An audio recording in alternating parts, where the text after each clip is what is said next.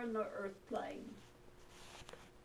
And even though the earth and the people here on it have been here for eons of time, you might say, they barely scratched the surface of what's going on, how it functions, and what's happening. And as we were reading to you, and of course your own Bible makes reference in there to beings from other places.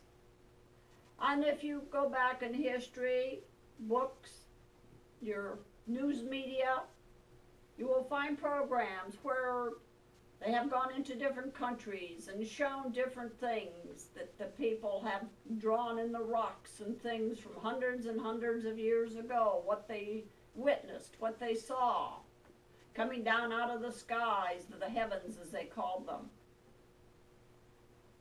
And yet, nobody can put a connection, because now they look at this, look at that, oh, this is dead, oh, nothing could live there, this isn't that.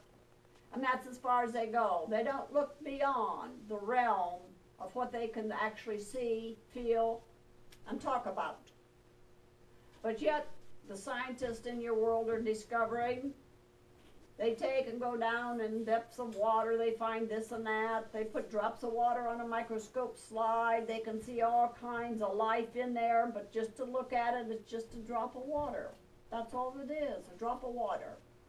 But you put it under a microscope and makes it 20, 30, 40, 100 times greater than what it actually is, you find all kinds of things in there running around.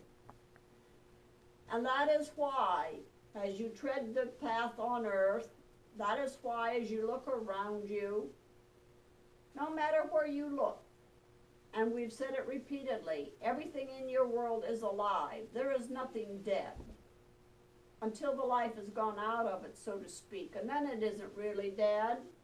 It just disappears here and then shows up in our world. So if you cut down a tree and you know the tree is dead, in your world, it decays, it goes back to dust, but it really isn't dead, because that tree is already growing here and as beautiful as ever.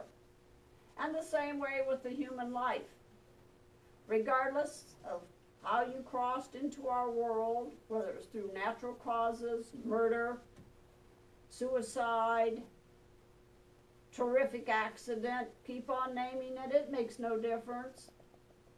When the body here is completely gone to dust, that person is right here very much alive and well. Only here, you're perfect. You have no sickness, you have no deformities, you have no scars, you have nothing, you just you. While you're here learning, you develop different things. You might be injured, you might be born with a defect, whatever the case might be. That is why you're here, to learn, to grow, to understand who and what you are. And as you look around you, there are many beautiful things to see, many wonderful marvels to think about.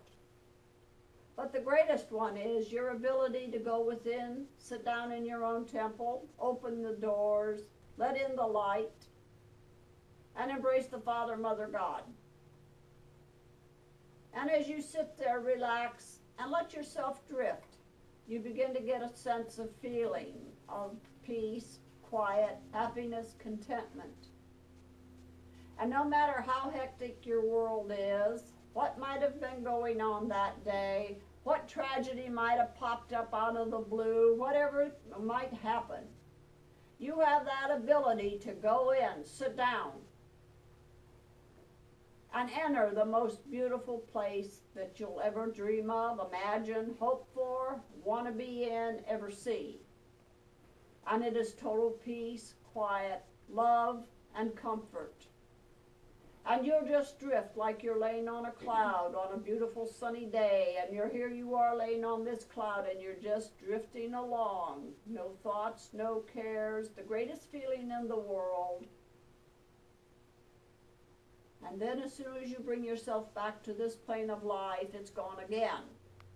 But it is always there. You can share it anytime you want, as much as you want, as often as you want, whenever you want. The only thing is, you have to take your key and unlock the door. You have to walk in, sit down, and you have to want it. Otherwise, you'll never achieve it. You will never receive it. Only under certain circumstances.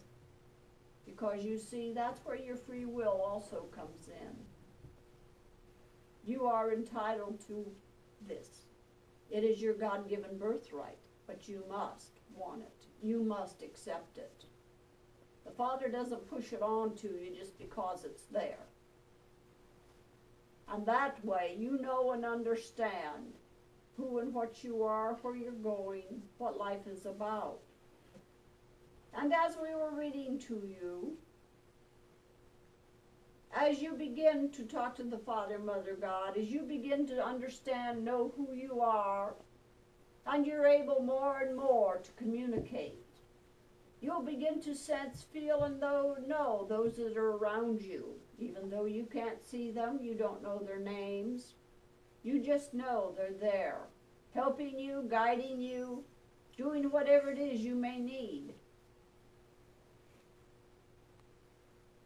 And as we've discussed many times before, you go out into your world, you look at this, oh, here's this, oh, here's that. But how many people take the time to stop and think, how did it do that? How did it do that to grow? How did it do that to look that beautiful? How did it do this or that to do something else? People don't, oh, well, just look at that, look at there, oh, so what? And away they go.